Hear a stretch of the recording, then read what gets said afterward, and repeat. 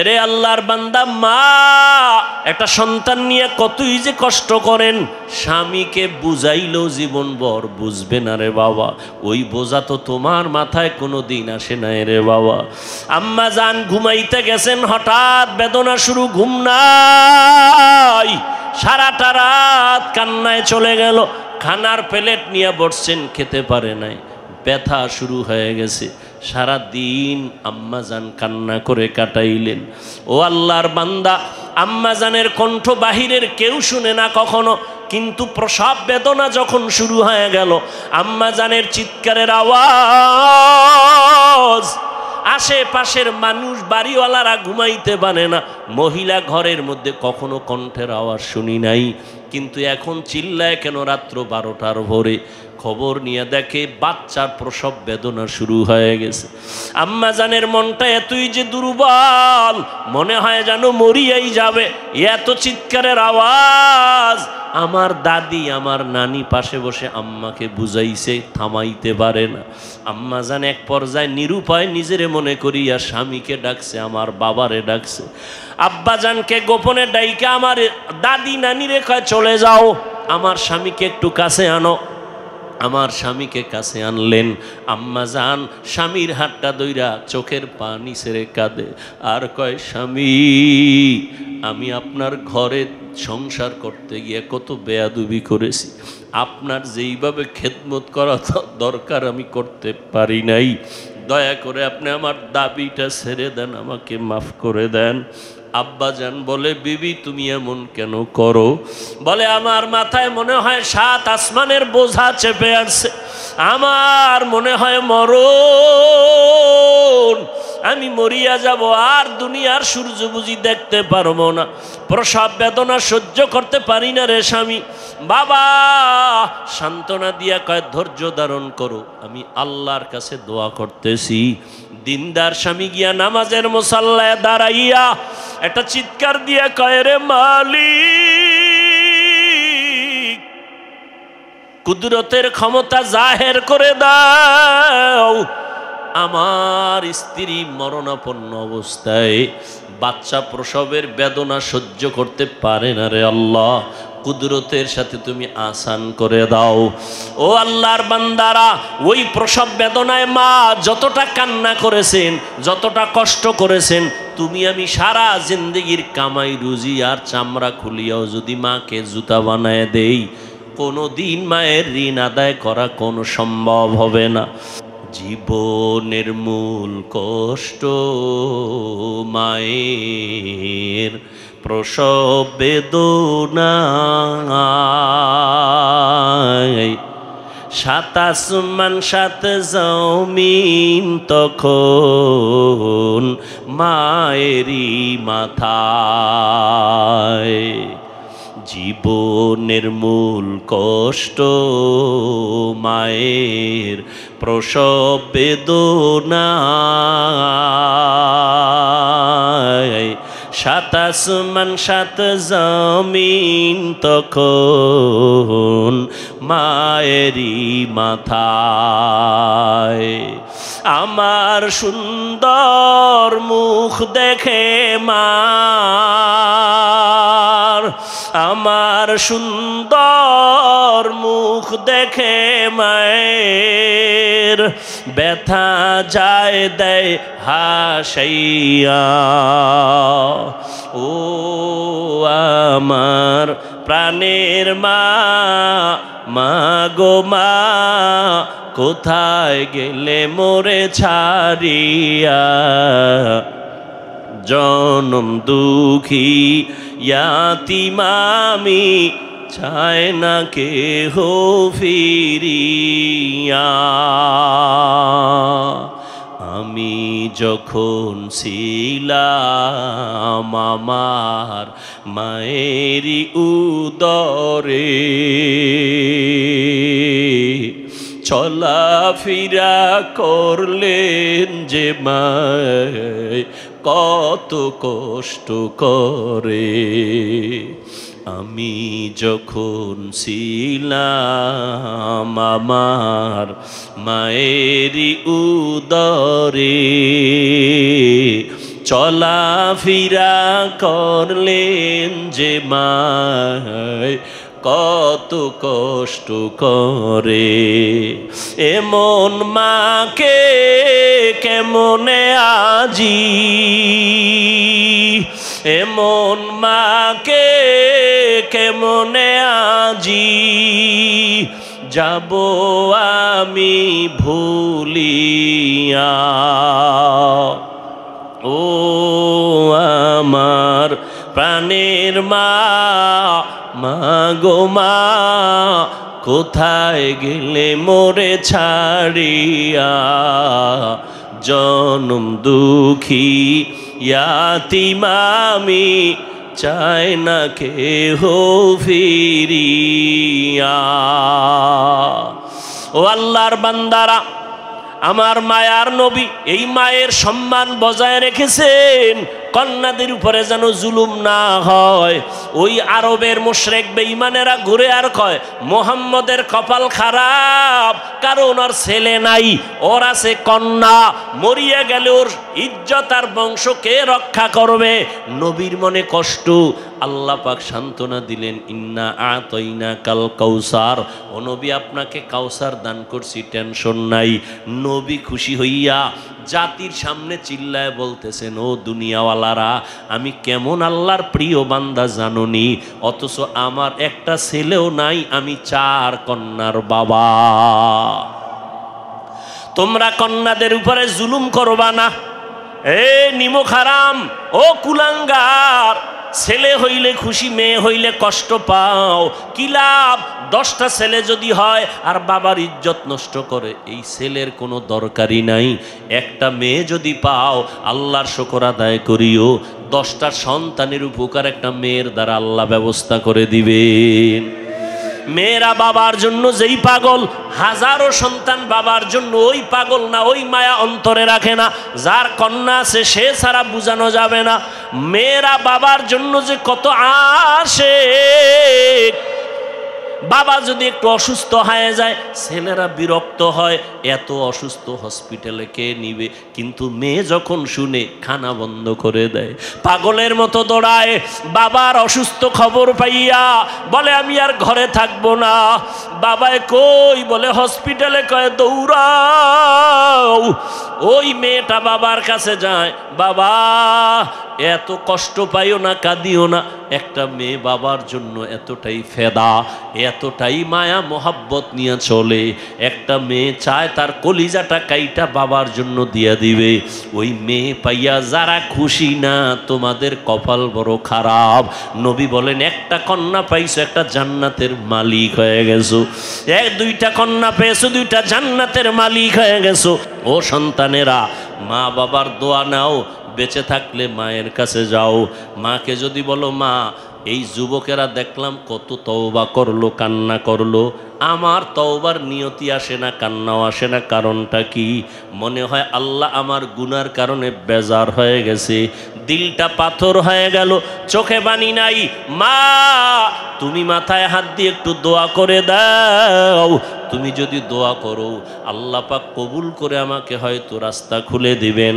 মা যদি দোয়া করে দেয়, কপাল খুলে যাবে। কেমনে কেমনে কেমনে কেমনে প্রত্যেকটার পেছনে একটা ঘটনা আছে, এগুলোর কাহিনী আছে, আলোচনা আছে। রহমতের নবী এমন এক সময় আল্লাহ দুনিয়ার জমিনে পাঠাইলেন, যেই সময় পুরা দুনিয়াটা একটা এলোমেলো অবস্থা, মানুষের মধ্যে কোনো শান্তি নাই, আদব নাই, শিষ্টাচার নাই, মানবতা নাই। এর মধ্যে সবথেকে বেশি খারাপ হলো মক্কার মানুষ। মক্কার মানুষ এতটাই খারাপ, যেই খারাপ মানুষ আর দুনিয়ার কোথাও ছিল না। চরিত্রহীন, এত খারাপ। আল্লাহর ঘর বাইতুল্লাহ, নারী আর পুরুষেরা উলঙ্গ হয়ে তাওয়াফ করে। মক্কার মানুষ এতটাই খারাপ, নারীদের তারা সমাজে পছন্দ করে না, কন্যাদের পছন্দ করে না। বাবা হইয়া তার আপন মেয়েকে জ্যান্ত পাথর চাপা দিয়া মেরে ফেলে, এতটাই খারাপ। টেকনাফের জমিনে মদের আড্ডা চলে, কোথাও ইয়াবার আড্ডা চলে। আমাদের মুফতি সাহেব হুজুর আলেমদের নিয়ে বসলেন, কেমনে যাত্রা গান চলবে, ফিরানো যায়, কেমনে নারীদের নিয়ে গান বাজনা উলঙ্গ নাটক চলবে, বন্ধ করা যায়। আমরা হুজুরেরা সব একত্রিত হয়ে সম্ভব না। আধা মুসলমানের একটু ডাক দাও, পুরা তো না, আধা মুসলমান। কোন এলাকার? কয় ওই এলাকার যারা আধা মুসলমান, নামাজ পড়ে আবার মিশা কথাও কয়, নামাজ পড়ে আবার সুদও খায়, এমন নামাজি আছে না নাই? এদের ডাক দাও। 2-4-5 জন গণ্যমান্য আধা নামাজিরে ডাকলো। ডাকার পরে কয় ভাই, তোমগে এলাকার ভিতরে মদের আড্ডা চলে, কি করা যায়? কয় হুজুর আপনি যাইয়েন না, আমরা গিয়ে দেখি কি অবস্থা। মোটামুটি আমরা একটা ধারণা নিয়ে আসি, ফাইনাল আপনার পরিবেশ যদি থাকে আমরা আপনাকে নিবে, আর আগে নেওয়া যাবে না। হুজুর যদি ডাইরেক্ট এসে যায়, নারীদের আড্ডায়, নারীদের নাচ গানের প্যান্ডেলে, মানুষ বলবে এত বড় হুজুর কেমনে আসলো, লজ্জা কি নাই? ঠিক নি? কেমনে আসলো এই বেহায়া নারীদের আড্ডাখানায়? কিন্তু আমার আল্লাহ পাকের নিজাম, সারা দুনিয়ার মানুষগুলো মুরব্বি হারা, মানবতা নাই, ব্যবহার ভালো নাই, চরিত্র ভালো নাই। মক্কার মানুষ আরো খারাপ। কোন ভালো হুজুর, ভালো আলেম খারাপ জায়গায় প্রথমে যায় না, মানুষ খারাপ বলে, বলে না? বলে না? কিন্তু আমার আল্লাহ, আমার নবী কেমন পবিত্র, কোনো তুলনা নাই। কিন্তু তারে আল্লাহ এমন জায়গায় পাঠাইলেন, যেই জায়গার মানুষ পুরা দুনিয়ার মধ্যে চূড়ান্ত খারাপ। দেখছেননি কারবার? দুনিয়ার মধ্যে চূড়ান্ত খারাপ যেই মানুষগুলো, সেখানে আপনার আমার পবিত্র নবীকে পাঠাইলেন। এমন এক সময় রহমতের নবীকে আল্লাহ পাঠাইছেন। সারা দুনিয়ার মানুষ এত খারাপ হলো কেন? এখান থেকেও একটা পয়েন্ট আমরা বুঝে নিতে পারি। সারা দুনিয়ার মানুষ সব খারাপ কেমনে? আর বাইতুল্লাহ যেই ঘর, দামি ঘর, দেখলেই কলিজা ঠান্ডা, দেখলেই সওয়াব, এই জায়গার মানুষ অন্য মানুষের তুলনায় একটু কম খারাপ থাকবে, এরা আরো বেশি খারাপ। কারণ কি? এর একমাত্র কারণ হলো এদের কাছে কোনো মুরব্বি নাই। উম্মতের মুরব্বি নবী ঈসা নবী নাই। আমগো নবী আসবেন, মাঝখানে অনেক সময় চলে গেল, মুরব্বি নাই।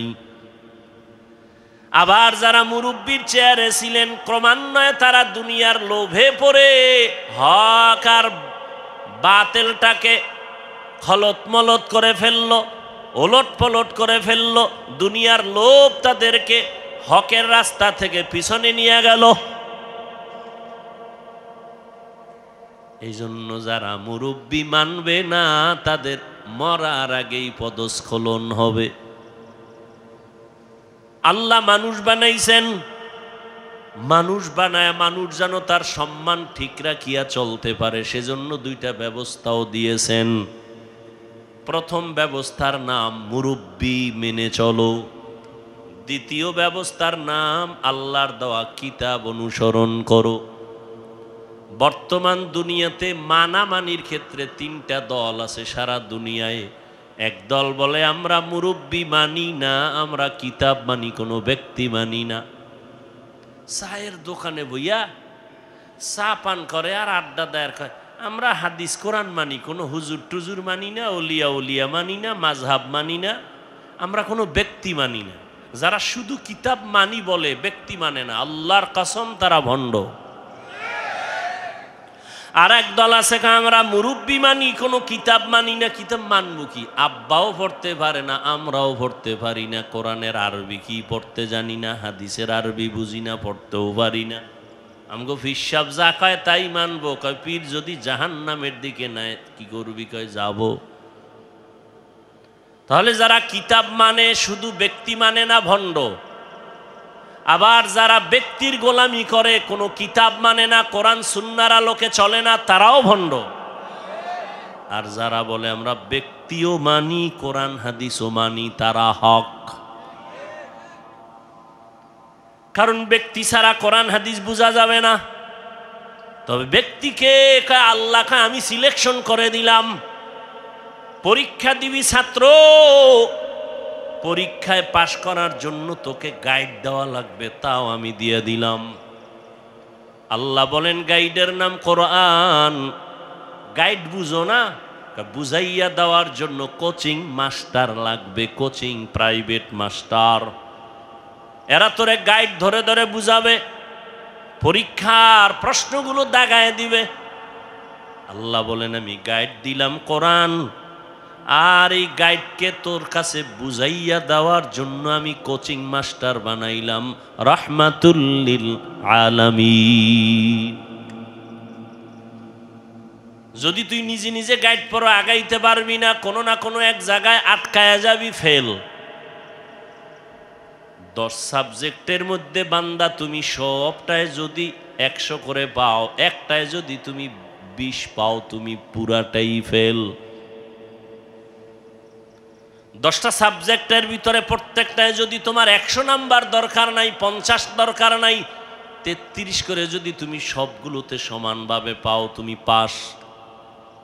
কিন্তু 9টা সাবজেক্টে তুমি 100 নাম্বার পাইছো, একটায় পাইছো মাত্র 28 বা 25, তুমি পুরা সাবজেক্ট ওয়ারি ফেল। ঠিক না? জিহাদের ময়দানে নাম্বার উঠাইছো 100, তাসকিয়ার লাইনে তোমার নাম্বার 20, তুমি ফেল। তাসকিয়ায় নফসের লাইনে তোমার নাম্বার 100, জিহাদের ময়দানে তোমার নাম্বার 20, তুমি ফেল। আমার রসুলের প্রত্যেকটা কাজের ক্ষেত্রে তোমার অন্তর দিয়া দাও, জান মাল কোরবান করে 100 নাম্বার উঠাও, তুমি পাস। রহমতের নবী বিদায় বেলা চলে গেলেন। এই উম্মত কিয়ামত পর্যন্ত আর একটা সেকেন্ডের জন্য নবীকে পাবে কি? টেকনাফে নবী আইবেননি? মাঝে মাঝে আসবেন। আবু বকর, ওমর, ওসমান, আলী, কোন সাহাবায়ে কেরাম আসবেন রাদিয়াল্লাহু আনহুম আজমাইন। আসবেন আবু হানিফা, ইমাম বুখারী, ইমাম মুসলিম, ইমাম তিরমিজি আসবেন, বড় পীর আব্দুল কাদের জিলানী আসবেন। আমগো কাম কি? আমরা তো জান্নাতে যাব না ইনশাআল্লাহ। এখন জান্নাতে যে যাব, পথ কই, ঠিকানা কই? ঠিকানা লাগবে না? ঠিকানা আছে কোরআন হাদিসে। কোথায়? এখন আপনি কোরআনের আরবিও বুঝেন না, হাদিসেরও আরবি বুঝেন না, আপনার উপায় কি? একটাই মাত্র পথ। আল্লাহর নবী বলেন আমি বিদায় হয়ে গেল, আমি 2টা জিনিস তোমাদের মাঝে রেখে গেলাম, দইরা রাখলে ঈমানও যাবে না, সম্মানও যাবে না। ঈমানও যাবে না, সম্মানও যাবে না। খেয়াল করেন, এই উঠা বসা করেন কেন ভাই? লড়াচড়া করেন কেন? কারো জ্যৈষ্ঠ মাস, কারো সর্বনাশ। ভালো করে বুঝার চেষ্টা করেন, খুব সাবধান। কিয়ামত পর্যন্ত কেউ আসবেন না, নবী আসবেন না, সাহাবায়ে কেরাম আসবেন না। জান্নাতে তো যেতে চাই, ঠিকানা কোরআন হাদিসে, কিন্তু পড়তেও পারি না, কপাল খারাপ। হাদিসের আরবি বুঝি না, ব্যাখ্যা তো পরের কথা। কোরআনের তরজমা বুঝি না, ব্যাখ্যা পরের কথা। ওয়ালা দল্লিন আছে না? প্রত্যেক নামাজেই কিন্তু এই আয়াত পড়ি, গায়রিল মাগদুবি আলাইহিম ওয়ালাদ-দাল্লিন।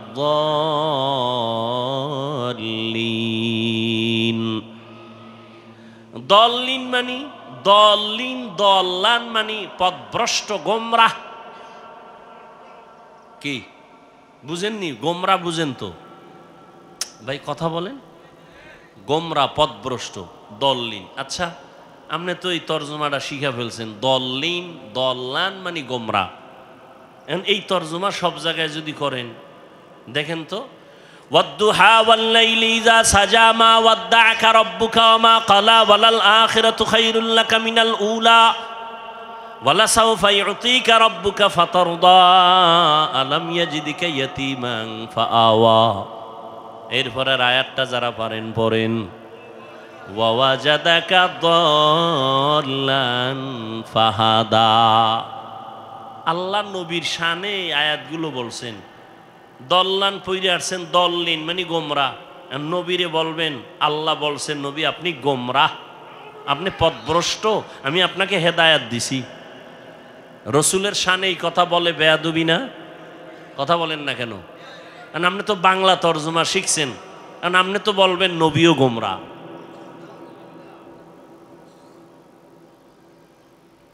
ভাইরা আমার, আলমিরা আলমিরা সিন্দুক আছে না, তালা মেরে রাখছে, যার কাছে চাবি আছে। গতকালও চট্টগ্রামে বলেছিলাম, এই সিন্দুকের চাবি যার হাতে সেই জানে একমাত্র সিন্দুকের ভিতরে কি আছে।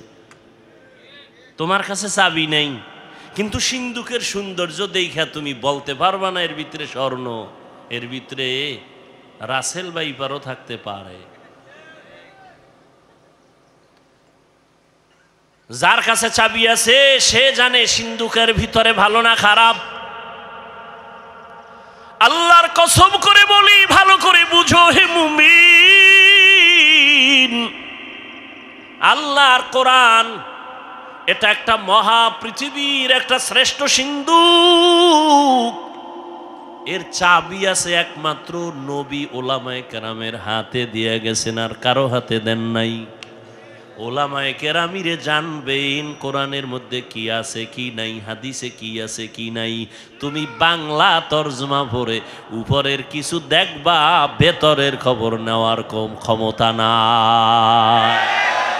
এলমেরা এজাজো করদন বেহিসাব, খলকেরা দাদন জওয়াবে বাসওয়াব, হক না দারদ দোস্তে খলকা জারেরা, নিস্তে ই খসলত একে দিন দারেরা। ইঞ্জিনিয়ারের কাম হইল বিল্ডিং এর ডিজাইন করব নাকি? হেও বালু সিমেন্ট মিলায় ইট গাঁথবে, গাঁথতে গেলে আঁকা বাঁকা হয়ে যাবে। এখন ইঞ্জিনিয়ারিং চলবে না। ডাক্তারের কাজ হলো রোগীর চিকিৎসা করবে, ডাক্তারের কাজ না তোমাকে হুইল চেয়ারে করে এরপরে বেডের মধ্যে নিয়ে যাবে। আল্লাহ প্রত্যেকের একটা দায়িত্ব দিছেন, ওলামায়ে কেরামের দায়িত্ব উম্মতের হেদায়েতের পথে ডাকবেন। ওয়াজআলনা মিনহুম আইম্মাতান ইয়াহদুনা বিআমরিনা। ওলামায়ে কেরামের কাজ হলো বড় কাজ, মূল কাজ, মানুষের হেদায়েতের পথে ডাকবেন। ইয়াহদুনা বিআমরিনা, ইয়াদউনা বিআমরিনা বলেন না, ইয়াহদুনা বিআমরিনা। ওলামায়ে কেরাম তার মূল কাজ মানুষকে আল্লাহর সাথে সম্পর্ক জড়ায় দিবেন, এটা আলেমের কাজ। এই কাজ ডাক্তার পারে না, এই কাজ ইঞ্জিনিয়ার পারে না, এই কাজ কোনো ব্যবসায়ী পারবে না, এই কাজ কোনো প্রফেসর পারবে না, এই কাজ কোনো ডাক্তার পারবে না। ডাক্তার যদি আমি আলেমের কাজটা নিতে যাই, আমি ইঞ্জিনিয়ারিং পড়ি নাই, আমি যদি একটা কাগজ কলম নিয়ে ডিজাইন করা শুরু করি, আউলা জাউলা হয়ে যাবে, সুন্দর হবে না। ওরে ডাক্তার যদি ইঞ্জিনিয়ারিংয়ের কাজটা না, ইঞ্জিনিয়ার যদি ডাক্তারের রোগী দেখার চেষ্টা করে, সব ওলট পালট হবে, অসুন্দর হবে, কোনোটার সীমানায় পৌঁছা যাবে না। আমি আলেমের কাজটা ডাক্তার যদি অভিজ্ঞতা না নিয়ে করা শুরু করে, উম্মতের ক্ষতি ছাড়া কোনো লাভ হবে না। কিন্তু কপাল খারাপ, ব্যবসা আমি আলেম না করলেও অন্যরা করতে পারবে না, পারবে না। চাকরি পারবে, আমার কাজটা হেদায়াতের যে কাজ আল্লাহ দিছেন, এটা কি অন্য কেউ পারবে? এজন্য পাকিস্তানের মুফতি রশিদ আহমদ লুধিয়ানভি রহমাতুল্লাহ আলাই আহসানুল ফতুয়ায় লিখেছেন, আলেমের মূল কাজ মানুষকে হেদায়েতের পথে ঢাকা, এগুলো বাদ দিয়া ভিন্ন কাজ করা জায়েজ নাই, হারাম। এখন আমাকে স্লোগানে একটা কি ঢুকছে, আলেমরা পিছিয়ে থাকবে কেন? একটা মন্ত্রকে ঢুকাই দিছে ভিতরে, আলেমরা পিছিয়ে থাকবে কেন? আমি কই আলেম পিছিয়ে রইল কই? জানাজার ময়দানে আলেম সবার আগে, বিবাহের মজলিসে আলেমের সম্মান নিচে না উপরে? তো পিছিয়ে কই? বয়ানের প্যান্ডেলে আলেমের মর্যাদা কম না বেশি? এমপি সাহেব দেখলে কয় হুজুর দোয়া কইরেন, মন্ত্রী মহোদয় কয় হুজুর মোনাজাতটা আপনিই দেন। কেন মন্ত্রী আপনি পারেন না? আব্বাও দেন, আমিও বুঝি না, আপনিই দেন। তাহলে আলেম পিছনে? তোমাকে এই মন্ত্র কে শিখিয়েছে? আলেমরা পিছিয়ে থাকবে কেন? তার মানে ইমামতি বাদ দাও। কয় টাকা পাবা? কয় কি করবো? কয় ব্যবসা করো, চাকরি করো, ইমামতি বাদ দাও। তো আলেমরা ইমামতি বাদ দিলে গরু আইয়া ইমাম হবে? মিডিয়ার যুগ তো, কথা বলতেও কঠিন, কোন দিক দিয়ে কোন দিকে নিয়ে যায় আল্লাহ ভালো জানে। ছিদ্রান্বেষণকারীরা তো ওত পেতে আছে। আল্লাহ আমাকেও হেদায়াত দান করেন, আপনাদেরকেও হেদায়াত দান করেন। ভাইরা আমার, আল্লাহ কয় এই একজনে লাখ লাখ টাকা কামাই করে হারাম পথে, ও যা পায় তার থেকে 1000 গুণ বরকত। তুই ইমাম রে আমি 5000 টাকায় দিই, তোর কাছে পছন্দ লাগে না? একজনে 20 লাখ টাকা কামাই করে, 50 লাখ কামাই করিয়া না খাওয়ায় শান্তি, না বউ দিয়া শান্তি, সন্তান দিয়া শান্তি, সম্মান নাই, কিচ্ছু নাই।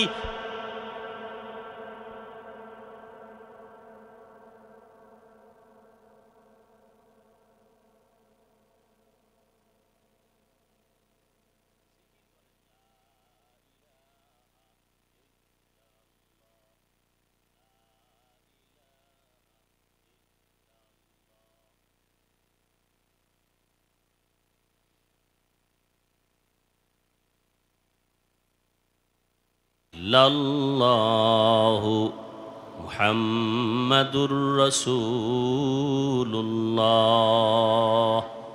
কি ভাই, জিকির কোনো হিসাবের না আল্লাহর? তো জিকিরের সাথে আপনাদের দুশ্মনী আছে?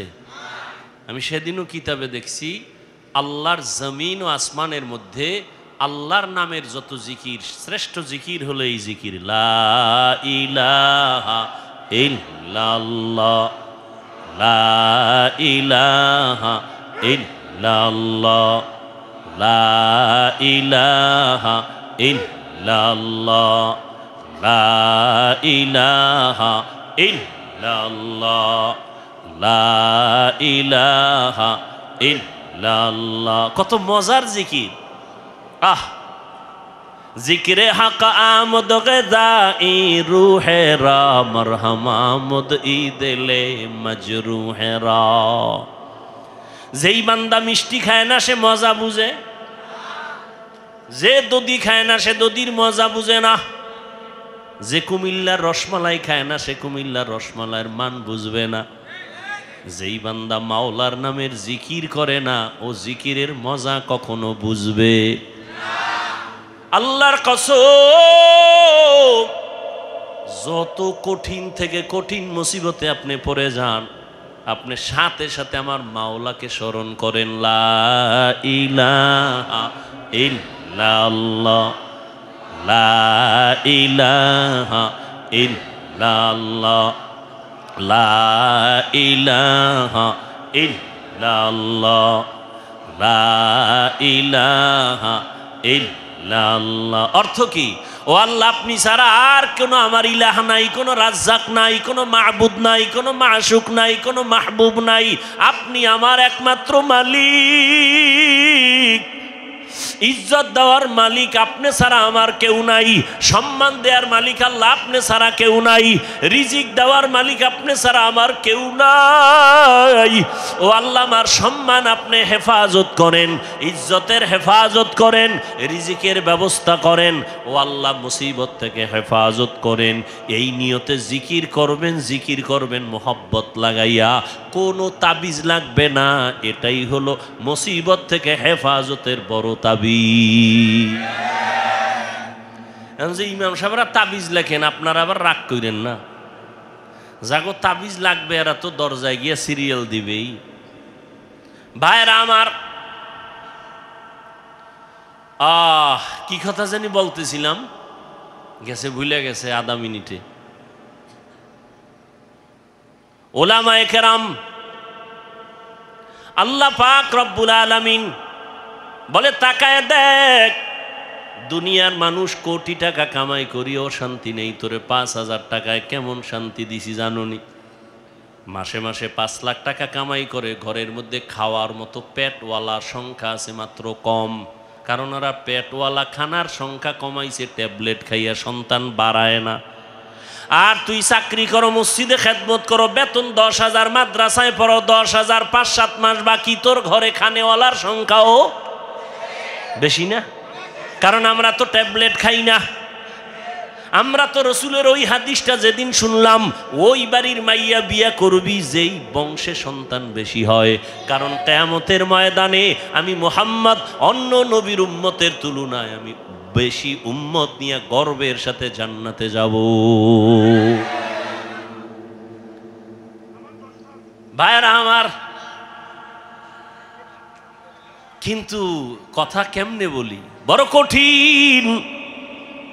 যারা স্লোগান দেয় ট্যাবলেট খাইয়া, ছেলে হোক মেয়ে হোক দুটার বেশি না, একটা হলে ভালো হয়, না হইলে আরো ভালো।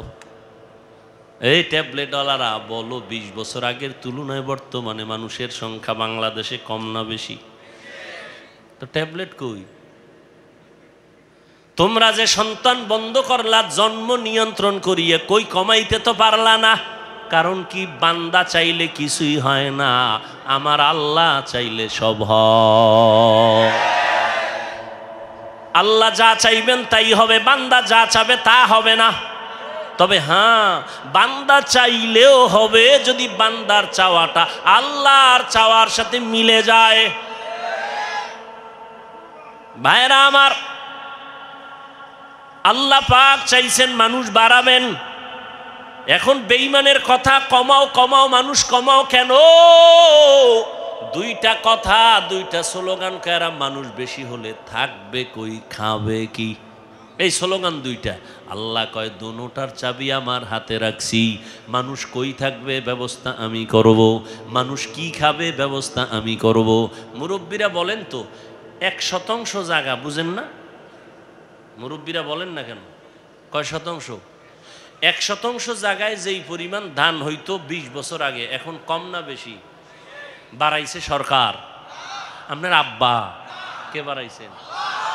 আগে 10টা পেয়ারা খাইলো জিব্বায় টের পায় না কি খাইছি, আর এখন 1টা কেজি পেয়ারা একজনে খাওয়া যায় না। এই খানার বরকত কে দিছে? ওয়াতারযুকু মান তাশাউ বিগাইরি হিসাব।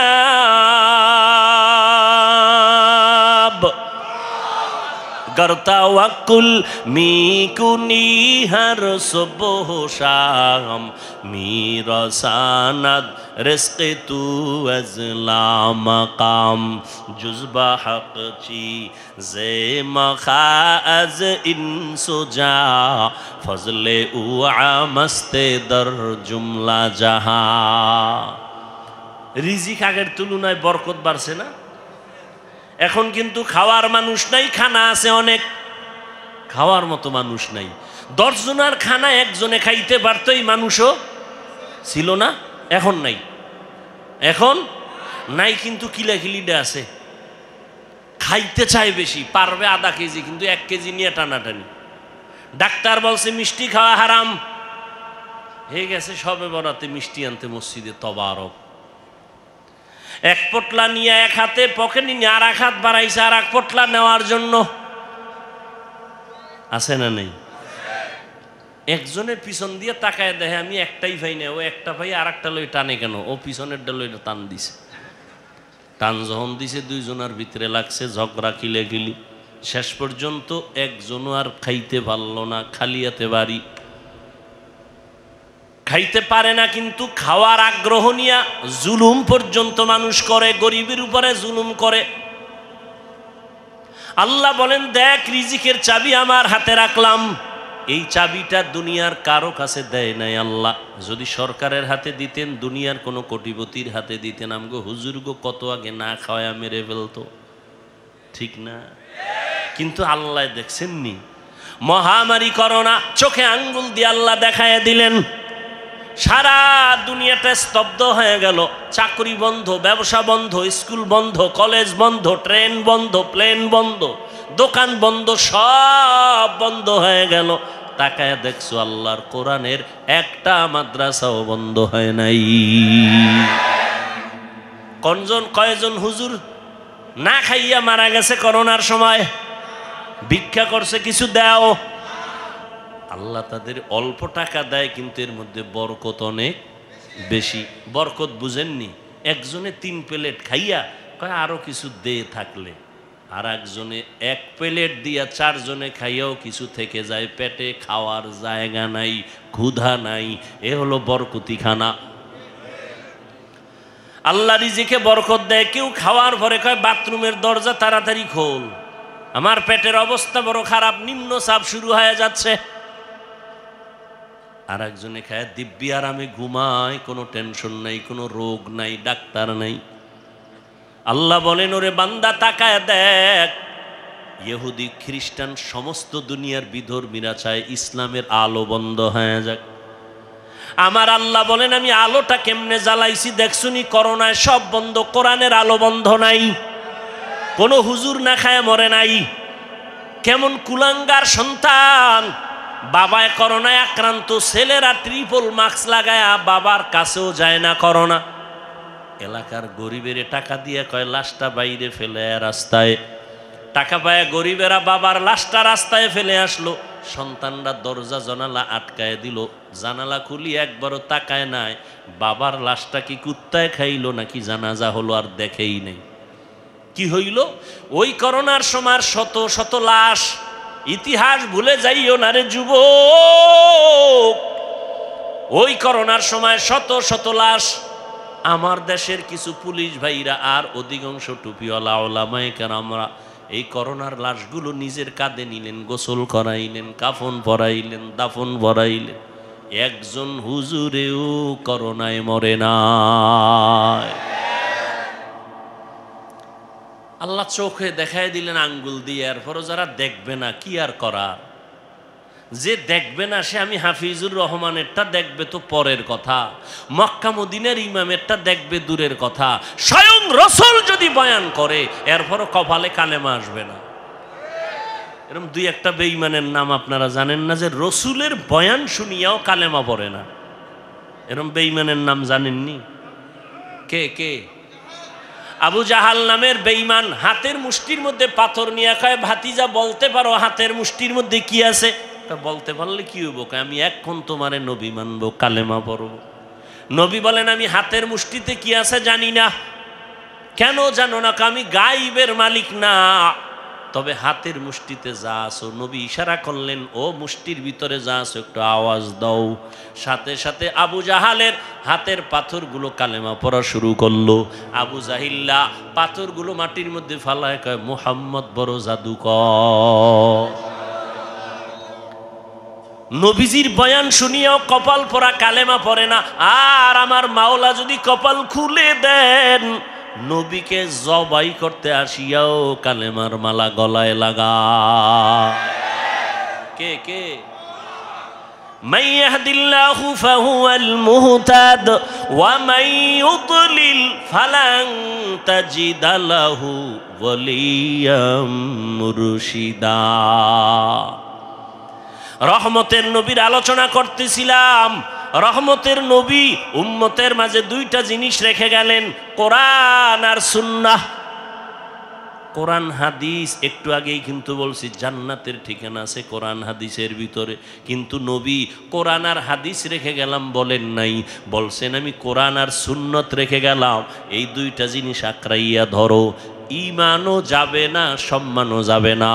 এই পৃথিবীর বর্তমান পরিস্থিতি বড় খারাপ, মুমিনের জন্য ফিলিস্তিনের মুসলমানের করুণ হালাত, ওদিকে আসামের মুসলমান, চেচনিয়া বসনিয়ার মুসলমান, সারা দুনিয়ার বার্মার মুসলমান সহ কি এক করুণ অবস্থার মধ্যে। আল্লাহর শুকর যার কাছে আল্লাহর কোরআন আর সুন্নত যতটুকু আছে তার সম্মান ততটুকুই আছে,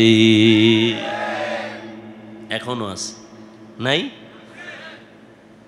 পারে না কোরআনওয়ালাদের মেরে ফেলবে, কিন্তু না, আল্লাহ যদি বাঁচায় রাখেন, হেফাজত করেন, কেউ তার ক্ষতি করতে পারে নাই, পারবেও না। পিছনে পিছনে ধৈরা ফালামু, অমুক হুজুরের সাইজ করে দেবো, আল্লাহর কুদরত যদি এখলাস নিয়ে চলে, পৃথিবীর নিকৃষ্ট সন্ত্রাসীও যদি আইসা দাঁড়ায়, আলেমের পিছনে যাই বলুক, সামনে আইসা শুধু চেহারাটার দিকে নজর দিলে মোমের মতো বেঈমান দুর্বল হয়। কুদরত কার? এরে আল্লাহর বান্দারা, রহমতের নবী বলেন ইলমের চাবি আমি উলামায়ে কেরামের হাতে দিয়া গেলাম। উলামায়ে কেরামদের থেকে তোমরা জান্নাতের ঠিকানা নাও, তাদের থেকে নিয়ে তোমরা জান্নাতের পথে চলো, সুন্নাত অনুযায়ী চলো। রহমতের নবী এমন একটা টাইমে মদিনা মক্কা নগরীতে আসলেন, যেই মানুষগুলো চরিত্রহীন, খারাপ, নারীদের পছন্দ করে না, বিধবারে পছন্দ করে না, কন্যাদের পছন্দ করে না, বাবা কন্যা হলেই মনটা বেজার, লজ্জায় মাথা উঁচু করে না। কেন? কন্যা হইছে, মানুষ খারাপ বলবে। বর্তমান ১৫০০ বছর পরেও কিছু কুলাঙ্গারের বাচ্চা এই জমিনে আছে, কন্যা হলে বউয়ের সাথে ঝগড়া করে, ছেলে হলো না কেন, মেয়ে হলো কেন? আছে না নাই? ছেলে মেয়ে কি স্ত্রী দেয়? যদি তাই মনে করো তো দোষ তো স্বামীর। স্ত্রী তো তোমার জিনিসটাকে বহন করে, কষ্ট করে, না খানা না ঘুম, কষ্ট করে তোমার জিনিসটাকে আমানতের সাথে রক্ষা করে, তাকে পুরস্কার দেওয়া উচিত। কথা ঠিক না? এরে আল্লাহর বান্দা, মা একটা সন্তান নিয়ে কতই যে কষ্ট করেন, স্বামীকে বুঝাইলেও জীবনভর বুঝবে না রে বাবা, ওই বোঝা তো তোমার মাথায় কোনো দিন আসে না রে বাবা। আম্মা জান ঘুমাইতে গেছেন, হঠাৎ বেদনা শুরু, ঘুম নাই, সারাটা রাত কান্নায় চলে গেল, খানার প্লেট নিয়ে বসছেন, খেতে পারে নাই, ব্যথা শুরু হয়ে গেছে, সারা দিন আম্মাজান কান্না করে কাটাইলেন। ও আল্লাহর বান্দা, আম্মাজানের কণ্ঠ বাহিরের কেউ শুনে না কখনো, কিন্তু প্রসব বেদনা যখন শুরু হয়ে গেল, আম্মাজানের চিৎকারের আওয়াজ, আশেপাশের মানুষ, বাড়িওয়ালারা ঘুমাইতে পারে না। মহিলা ঘরের মধ্যে কখনো কণ্ঠের আওয়াজ শুনি নাই, কিন্তু এখন চিল্লায় কেন রাত্র 12টার ভোরে? খবর নিয়ে দেখে বাচ্চার প্রসব বেদনা শুরু হয়ে গেছে। আম্মা জানের মনটা এতই যে দুর্বল, মনে হয় যেন মরিয়াই যাবে, এত চিৎকারের আওয়াজ। আমার দাদি, আমার নানি পাশে বসে আম্মাকে বুঝাইছে, থামাইতে পারে না। আম্মা জান এক পর্যায়ে নিরুপায় নিজেরে মনে করিয়া স্বামীকে ডাকছে, আমার বাবারে ডাকছে। আব্বা জানকে গোপনে ডাইকা আমার দাদি নানিরে কয়, চলে যাও, আমার স্বামীকে একটু কাছে আনো। আমার স্বামীকে কাছে আনলেন। আম্মা জান স্বামীর হাতটা ধইরা চোখের পানি ছেড়ে কাঁদে আর কয়, স্বামী, আমি আপনার ঘরে সংসার করতে গিয়ে কত বেয়াদবি করেছি, আপনার যেইভাবে খেদমত করা দরকার আমি করতে পারি নাই, দয়া করে আপনি আমার দাবিটা ছেড়ে দেন, আমাকে মাফ করে দেন। আব্বা জান বলে, বিবি তুমি এমন কেন করো? বলে, আমার মাথায় মনে হয় 7 আসমানের বোঝা চেপে আসছে, আমার মনে হয় মরণ, আমি মরিয়া যাব, আর দুনিয়ার সূর্য বুঝি দেখতে পারবো না, প্রসব বেদনা সহ্য করতে পারি না রে স্বামী। বাবা সান্ত্বনা দিয়া কয়, ধৈর্য ধারণ করো, আমি আল্লাহর কাছে দোয়া করতেছি। দিনদার স্বামী গিয়া নামাজের মুসাল্লায় দাঁড়াইয়া একটা চিৎকার দিয়া কয়, রে মালিক, কুদরতের ক্ষমতা জাহের করে দাও। আমার স্ত্রী মরণাপন্ন অবস্থায় বাচ্চা প্রসবের বেদনা সহ্য করতে পারে না রে আল্লাহ, কুদরতের সাথে তুমি আসান করে দাও। ও আল্লাহর বান্দারা, ওই প্রসব বেদনায় মা যতটা কান্না করেছেন, যতটা কষ্ট করেছেন, তুমি আমি সারা জিন্দগির কামাই রুজি আর চামড়া খুলিয়াও যদি মাকে জুতা বানায় দেই, কোনো দিন মায়ের ঋণ আদায় করা কোনো সম্ভব হবে না। ও আল্লাহর বান্দারা, আমার মায়ার নবী এই মায়ের সম্মান বজায় রেখেছেন, কন্যাদের উপরে যেন জুলুম না হয়। ওই আরবের মুশরিক বেঈমানেরা ঘুরে আর কয় মুহাম্মদের কপাল খারাপ, কারণ ওর ছেলে নাই, ওর আছে কন্যা, মরিয়া গেলে ওর ইজ্জত আর বংশ কে রক্ষা করবে। নবীর মনে কষ্ট, আল্লাহ পাক সান্ত্বনা দিলেন, ইন্না আতাইনা কাল কাউসার, ও নবী আপনাকে কাউসার দান করছি, টেনশন নাই। নবী খুশি হইয়া জাতির সামনে চিল্লায় বলতেছেন, ও দুনিয়াওয়ালারা, আমি কেমন আল্লাহর প্রিয় বান্দা জানোনি, অথচ আমার একটা ছেলেও নাই, আমি 4 কন্যার বাবা। তোমরা কন্যাদের উপরে জুলুম করবা না।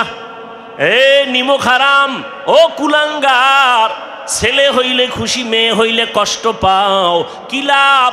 10টা ছেলে যদি হয় আর বাবার ইজ্জত নষ্ট করে, এই ছেলের কোনো দরকারই নাই। একটা মেয়ে যদি পাও, আল্লাহর শুকর আদায় করিও, 10টা সন্তানের উপকার একটা মেয়ের দ্বারা আল্লাহ ব্যবস্থা করে দিবেন। মেয়েরা বাবার জন্য যেই পাগল, হাজারো সন্তান বাবার জন্য ওই পাগল না, ওই মায়া অন্তরে রাখে না। যার কন্যা আছে সে ছাড়া বোঝানো যাবে না। মেয়েরা বাবার জন্য যে কত আসে, বাবা যদি একটু অসুস্থ হয়ে যায় ছেলেরা বিরক্ত হয়, এত অসুস্থ হসপিটালে কে নিবে? কিন্তু মেয়ে যখন শুনে খানা বন্ধ করে দেয়, পাগলের মতো দৌড়ায়। বাবার অসুস্থ খবর পাইয়া বলে আমি আর ঘরে থাকবো না। বাবায় কই? বলে হসপিটালে। কয় দৌড়াও। ওই মেয়েটা বাবার কাছে যায়, বাবা এত কষ্ট পাইও না, কাঁদিও না। একটা মেয়ে বাবার জন্য এতটাই ফেদা, এতটাই মায়া মোহাব্বত নিয়ে চলে। একটা মেয়ে চায় তার কলিজাটা কাইটা বাবার জন্য দিয়া দিবে। ওই মেয়ে পাইয়া যারা খুশি না, তোমাদের কপাল বড় খারাপ। নবী বলেন, একটা কন্যা পাইছো, একটা জান্নাতের মালিক হয়ে গেছো।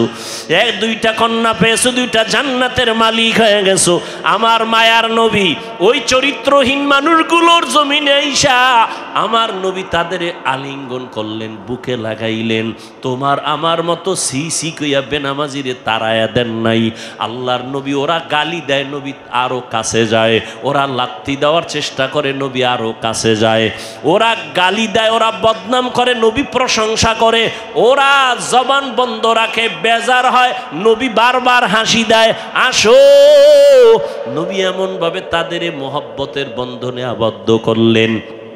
মাত্র 13 বছরের ব্যবধানে মক্কার মানুষগুলো এত দামি হয়ে গেল।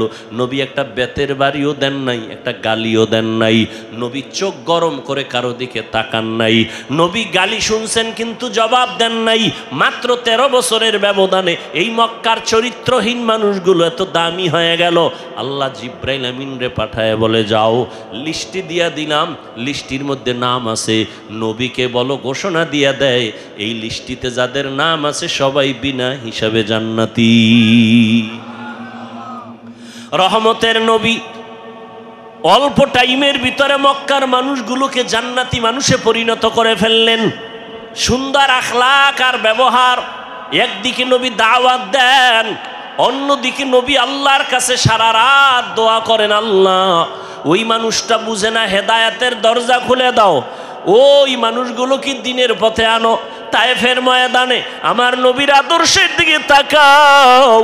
তায়েফের ময়দানে ওই কাফের ওরা সবাই নবীজিরে দেখে ছোট ছোট বাচ্চাগুলোরে লেলিয়ে দিল। বলে, পাথর মেরে মক্কার এই পাগলটারে তাড়ায়া দাও।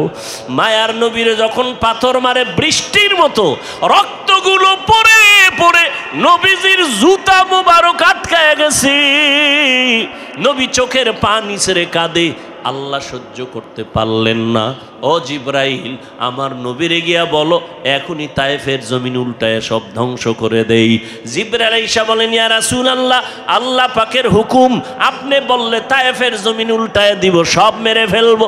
মায়ার নবী কাঁদেন আর বলেন, না না, এদের মারবা না, এরা চিনে না, এরা বুঝে না আমি মুহাম্মদকে। আমার মা নাই, বাবা নাই, আমি বড় ইয়তীম, দুনিয়াতে বাবা বলে ডাকতে পারি নাই, 6 বছরে মা হারায় ফেললাম, আমি বড় অসহায়। তবে এদের মারিও না, একদিন এদের দ্বারা দিনের বড় উপকার হবে। আমার মায়ার নবীকে যতই ওরা গালি দিত, আমার নবী একটা গালিও দেন নাই, জবাবও দেন নাই। নবীর আদর্শ দিয়া মক্কার জমিনটাকে জান্নাতি মানুষ বানায় দিলেন সব। ও আল্লাহর বান্দারা, ওই রহমতের নবী কেমন আদর্শ কায়েম করে দিলেন। যুবকদের নবী বলে গেলেন, যুবকের আমি মুহাম্মদের উপকার করেছে, বুড়ারা আমি মুহাম্মদের বিরোধিতা করেছে। ও যুবক বাবা, কয়দিন আর দুনিয়াতে বাঁচবা? আমি কিন্তু এতক্ষণ চিল্লাইলাম, তোমার পায়ে ধরে ধরে বয়ান করলাম, কুত্তার মতো সারাটা দেশে ওলামায়ে কেরাম দৌড়ায় আর বয়ান করে পাও ধরে। ও আল্লাহর বান্দারা, বিনিময়ে তোমরা একটা টাকাও দাও না, বরং গালি দাও, বিরোধিতা করো। এরপর আলেমরা কিন্তু এর গালির জবাবও দেয় না, বরং দেখলে হাসি মুখে সালাম দেয়, মোহব্বতের সাথে বুকে লাগায়। এর একটাই মাত্র কারণ, নববী আদর্শে তারা চলতেছেন, দুনিয়ার মানুষের দিনের পথে ডাকতেছেন। ও যুবক বাবারা, আজকে আমি এই কথা বলি নাই তুমি আজকে আমার মতো পাগড়ি লাগাও, স্কুল কলেজে তালা লাগায় মাদ্রাসায় চলে আসো। না রে বাবা, তুমি স্কুলে থাকো, কলেজে থাকো, লেখাপড়া করো, চাকরি করো, ডাক্তারি পড়ো, ইঞ্জিনিয়ারিং পড়ো, ব্যবসা করো, রহমতের নবীর মোহাব্বত লাগায় সুন্নাতওয়ালা জিন্দেগির দিকে আগাও। মা বাবার দোয়া নাও, মা বাবার দোয়া ছাড়া এই চেয়ারে আমিও বসতে পারি নাই। ও টাকাওয়ালা, মা বাবার দোয়া ছাড়া, কান্না ছাড়া তুমি কিন্তু টাকার মালিক হতে পারো নাই, বাড়ি গাড়ির মালিক হতে পারো নাই। ওই মা বাবার জন্য কলিজা ভরে দোয়া করিও। মা বাবার জন্য মসজিদে বসে আসো, একবার আলহামদু সূরা কুল হুয়াল্লাহ 3 বার দরুদ শরীফ পড়ে একা একা দোয়া করিও। পারলে কবরের সামনে যাওয়ার সময় থাকলে যাইও। ও আল্লাহর বান্দা, যাদের মা বাবা বেঁচে আছে, মায়ের কাছে গিয়া দোয়া চাইও। ও বাবা, তোমার মতো যুবক আজকে জেনারেল লাইনে থাকিও নামাজ পড়ে অভাব নাই, সাগরে গিয়া মাছ ধরে নামাজ সারে না, চাকরি করে নামাজ সারে না, নামাজ বাদ দেয় না। ও আল্লাহর বান্দা যুবক, তুমি কেন পারবা না? ও পর্দার আড়ালের আম্মা জানেরা, আপনাদের অবদানের কারণেই তো এই দুনিয়াতে সন্তান ভালো হয় খারাপ হয়। যত ভালো সন্তান আসছে আপনাদের অবদান আর মেহনত আর দোয়া। ও আম্মা জানেরা, আপনাদের আল্লাহ নবী বানান নাই, তবে নবীদের মা বানাইছেন। আপনারা আলেমদের মা, আপনারা হাফেজদের মা, আপনারা ভালো ভালো সন্তানদের মা। এরে আম্মা জান, আপনি তো আয়েশা রাদিয়াল্লাহু আনহার মতো দামি নারী, ফাতেমা রাদিয়াল্লাহু আনহার মতো দামি নারী, আপনি তো খাদিজা রাদিয়াল্লাহু আনহার মতো দামি নারী, ইসমাইল নবীর মা হাজরা আলাইহিস সালামের মতো দামি নারী। আপনারা তো এত দামি, এত মর্যাদা আল্লাহ আপনাদের দান করেছেন। আপনারা ঈসা নবীর মা মারিয়াম আলাইহিস সালামের মতো দামি নারী। আপনার মতো কত মা, কত বোন এখনো আছে, নামাজ পড়ে, পর্দা করে, স্বামীর মাল হেফাজত করে, সন্তানগুলোকে দিনের পথে মেহনত করে, মোবাইলে সময় নষ্ট করে না। এরে আম্মা জানেরা, আপনারা কেন পারবেন না?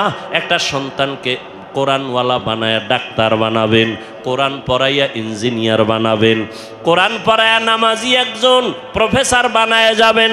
ওই সন্তান ডাক্তারি করলেও কোরআন পড়িয়া মা বাবার জন্য দোয়া করবে। এমন একটা আদর্শ সন্তান দুনিয়াতে রেখে যাবেন। ও আল্লাহর বান্দারা, এখনো যদি অন্তর তৈরি থাকে তওবার জন্য, পিছনে তো কম নামাজ ছাড়ো নাই, কম বেপরদায় চলো নাই, গুনাহ তো কম করো নাই। এখন আল্লাহর কাছে মনে মনে বলো, হে দয়ার মালিক, তুমি তো রিজিকের মালিক, তুমি আমার হায়াতের মালিক, তুমি তো আমার ইজ্জত দেওয়ার মালিক। আজকে থেকে জীবনে যত গুনাহ করছি আর করব না, নামাজ ছাড়ব না, বেপরদায় চলব না, দাড়ি কাটব না, মুরব্বীদের কথা শুনবো, ওলামায়ে কেরামের পরামর্শ নিয়া নবীর তরিকায় চলব, কোনো দিন মা বাবার সাথে বেয়াদবি করব না। খাঁটি অন্তরে যদি তওবা করো, আমার আল্লাহ দরজা খুলে তোমাকে কবুল করবেন, অন্তর তৈরি হবে। তবে এটাও সত্য কথা, আবু জাহালের মতো কিছু অন্তরওয়ালা দুনিয়াতে থাকবে, হাজারো বয়ানে দিল নরম হবে না, বয়ানের পরে বাইরে গিয়ে তারা বিরোধিতা করে গুনার পাল্লা ভারী করবে। আর ওমরের মেজাজওয়ালা যারা গুনার কথা স্মরণ করে চোখের পানি ছেড়ে তওবা করবে, ও আল্লাহ জাহান্নামের আগুনের গরম সহ্য করতে পারবো না রে মালিক, সূর্যের গরম সহ্য করতে পারবো না, ও আল্লাহ তুমি মাফ করে দাও, দুনিয়া থেকেই আমি তওবা করে নিলাম। যদি আল্লাহর বান্দা তওবা করার খাঁটি নিয়ত থাকে, অন্তরে কোনো মুনাফিকি না থাকে, তওবার নিয়ত থাকলে দুটো হাত আমার আল্লাহকে দেখায় দাও। আয় আল্লাহ আমাদের তওবা কবুল করে নেন, হাতগুলো কবুল করে নেন।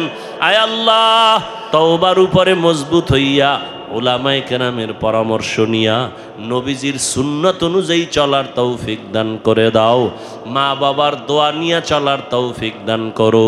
আয় আল্লাহ আমাদের সবাইকে দ্বীনের খাদেম হিসেবে কবুল করে নাও, আমিন।